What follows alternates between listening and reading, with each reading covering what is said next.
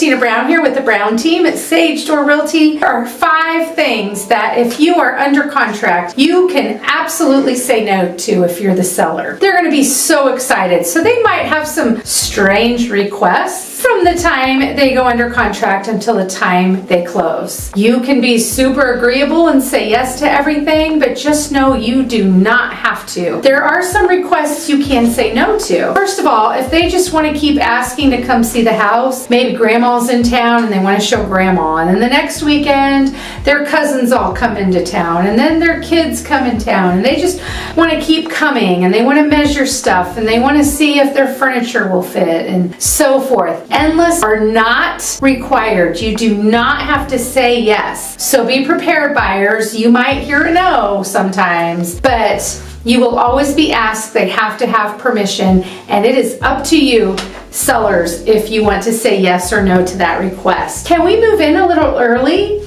We don't close until X date, but can we start moving in 2 days before just because it would be more convenient for us or whatever? Let me tell you, your advice from your trusted agent will always be say no. Do not let a buyer move in early. What happens if they don't show up at closing? If they don't close, guess what? Once they're in your house, they are in your house. Good luck getting them out. It can be a real challenge. It can be costly. They can do a lot of damage. It is a bad idea to say yes to letting them move in early. If you agree to something called early occupancy, there is an actual agreement that lays out certain requirements and certain contract stipulations that apply. So in very rare circumstances have we allowed that, but generally speaking, it's not a good idea. Something happens to the house and you have a hailstorm. Whose insurance is going to make the claim?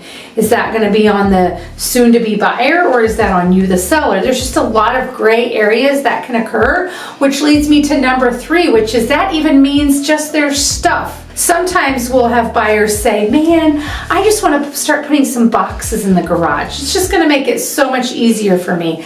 Again, say no when you're the seller, because again, it's a big insurance liability issue. What happens if something gets stolen? What happens if something gets destroyed? What happens? Just things happen.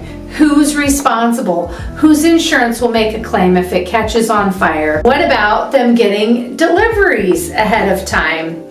Well, it's not their home. They really shouldn't have mail delivered there.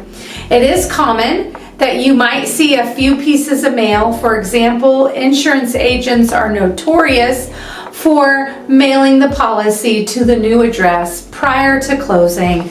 But as far as getting Amazon deliveries and decor and curtains, and don't send it to the house before you own it. Hold off on those things and having anything delivered to the house until it's actually yours. And then of course the biggie is renovations. Do not make any improvements, any updates, any modifications, even if the lender requires it. My suggestion is sellers don't let the buyers do it. What happens if it doesn't close and they've made changes to your property and it detracts from the value instead of helping the value? Then you have to turn around and sell it to another buyer if they don't close. It could hurt you. And then if the shoe were on the other foot and you're the buyer, you're spending money for a home you don't even own yet. So if you don't own it, don't spend money on it. It is not yours.